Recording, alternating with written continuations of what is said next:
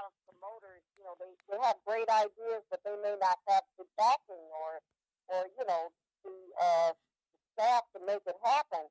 And I support any promoter, a booking agent that really wants to put a good music package together, and I get that. But sometimes our ideas and our dreams don't have the substance that they need for them to be successful, and that is really to me very disappointing. That's the most disappointing part of all this. A lot of times people think that, just because you get in the studio and you make a record or whatever, that you've made it. Right. That it's easy at that point.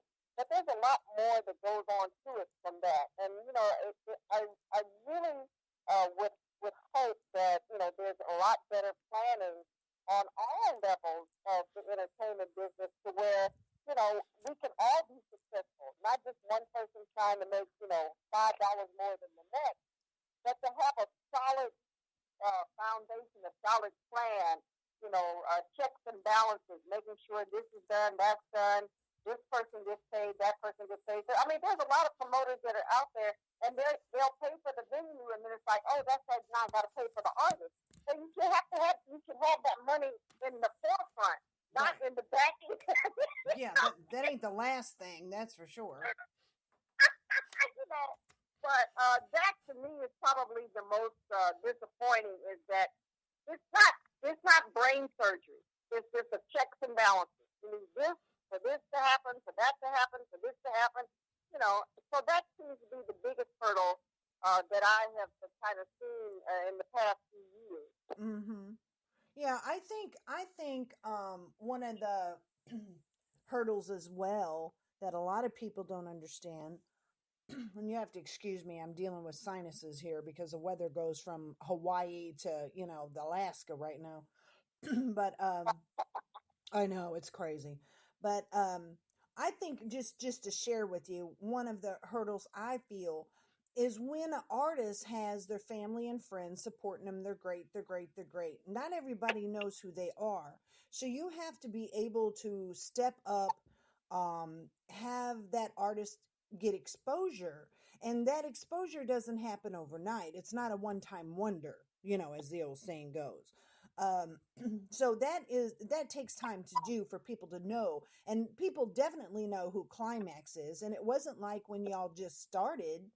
It's like, oh yeah, you see what I'm saying? People don't have the patience to understand. There's a lot of legwork involved in getting an artist or a band. They're still artists at the end of the day, musicians and everything else, to a point where people are like, oh, okay, I've heard of them, or I've heard of the Right. name, or their name because they're branded, different things like that. So I just find that a lot of them are impatient. That's what I'm going to say about it.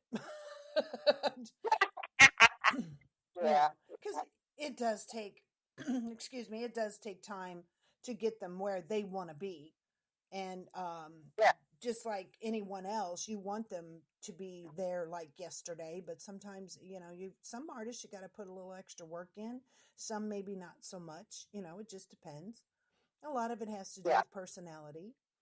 um Oh, sure. Yeah. yeah, it's just like any other thing. If you go into it to apply for a job and you act like a complete beavis, don't expect to get it. But now if you go in there and act like you really got a couple of marbles up there and they ain't loose, chances are you're going to get the job. Yeah. Yeah. So have you ever had a crazy person ever come at y'all when you're performing, or anybody act really nuts like some people have? Just a Well, let me tell question. you the funniest story that huh? I said, that's just a question. I have to say the funniest story I have about being on stage and the audience is that this is back in the day when we were on tour on Solar Records and all of that. We were on a tour with Midnight Star and Shalimar on the Planetary Invasion tour with Solar Records. It was our first tour, and we were on stage singing one of the slow songs. The lead vocalist, she had her eyes closed. We all kind of were in a little dazed because we were singing a slow song, and all of a sudden, she said she felt something land on her hand, and she opened up her eyes and lifted her hand, and some guy had thrown his Fruit of the Looms up on stage. Oh.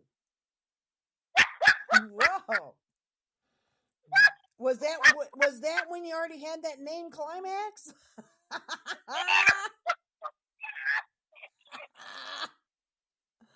Woo, that is too funny. A guy threw his underwear up on stage. So next thing we knew, he threw another pair up there. Ooh, wow. Is that what they call the tidy whities, Cheryl? Or were they boxers or briefs? I mean, what color were they? Yeah, tidy whities. Yeah, then he threw the package up there to show us they were brand new. Oh, gosh. So what'd she do? Throw them back? Yeah, I was like, oh my God. All of me like, oh wow. That kind of broke the mood of the slow song. Was like,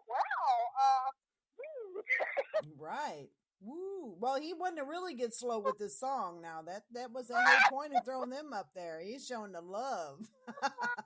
We're going to the next song. Let's do the next song real quick. Right. So have you ever had an obstacle? Because I know most artists, as yourself and the ladies, are very talented. So if there's ever an obstacle, you pretty much know how to smooth over it, where people don't know.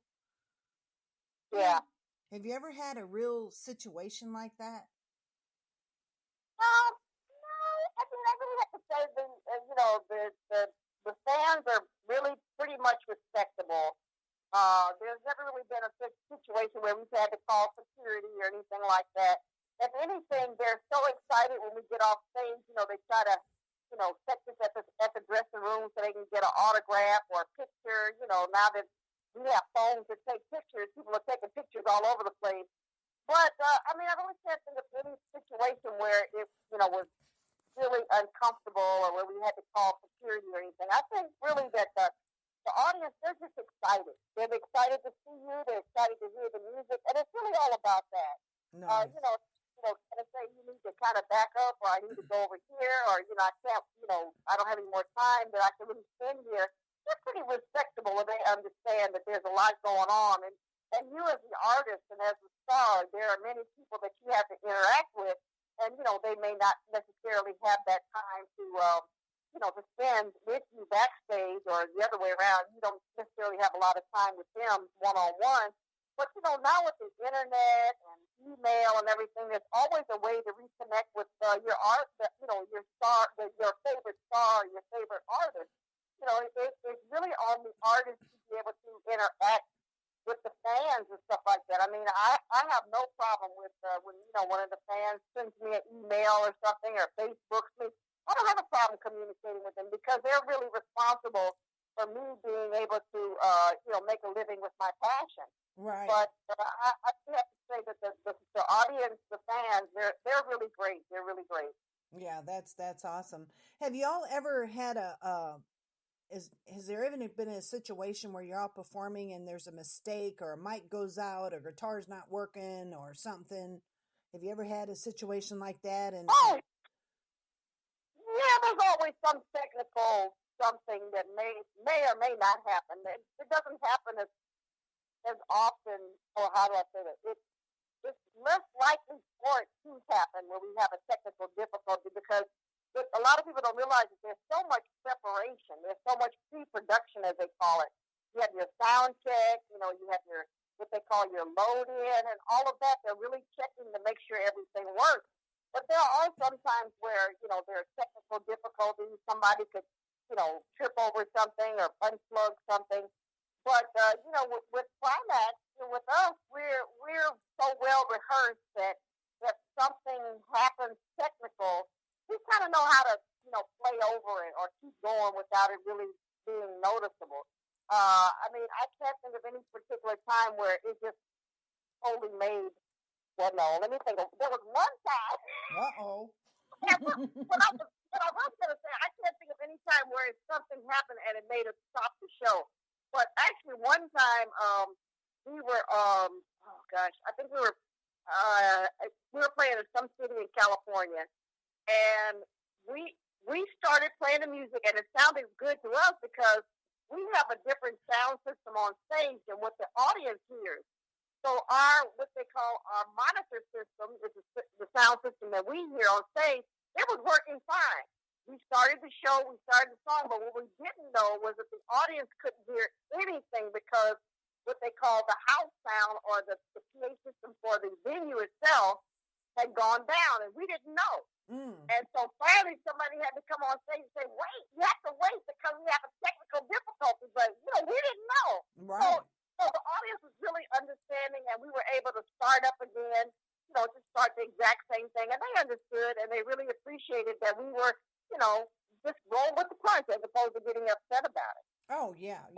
That's and I think that's the most big key right there is most of the time, I don't think the audience gets really upset because they know you're professionals and they understand things happen and they're just appreciative of the fact that you just still roll with it and they're still getting a great show, Yeah, sure.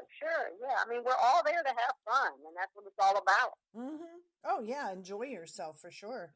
So when you and the ladies at Klamaxx actually go to do a show, do you work with house bands as well, or is it just strictly you? No, we're considered a self-contained band, so we don't really need a house band when we are our own band. Right. We've never really worked with a house band, and we don't work with track. A lot of times, some artists work with tracks, and the whole idea or the brand of what Klamaxx is about is an all-female self-contained band. So Right. we would be cheating the audience out of our brand if we went up there and played with a track. So we never play with a track. We always play live instruments, and for some promoters that keeps us from, being hired because all they want is our act that can sing with a track. Mm-hmm. Right. Yeah, because some of these things, I know, but I have to ask because some people don't know. So, you know what I'm saying. Oh, yeah. Yeah, and, even now, a lot of times, some people that are seeing us for the first time, they can't believe there's, all women on the stage and we're all playing instruments and they think we're doing a track, until they see, some parts of the show where we're actually stopped at a certain point, and they see that, oh, yeah, they really are playing their instruments. Back one time when I was doing, like what they call a casual, where I was playing with another band in a club one time, there was actually a guy that came up on stage to put his ear to my amp to see if I was really playing. Touch me, huh? And went to his friends, and I could see him shaking his head like, yes, he's really playing. Now, I asked you this on the last interview we did a couple of years ago, and I'm going to ask you again because the answer you gave me last time was a big laugh, and you said, Connie, But I asked you how you came up with the name Klamaxx. Oh! We were trying to figure out a name of a band that would be, exciting and make people pay attention. So we picked a word that would mean the ultimate peak of musical excitement. Right. Klamaxx. Right. Yeah. That's a cool name, though. Love that name.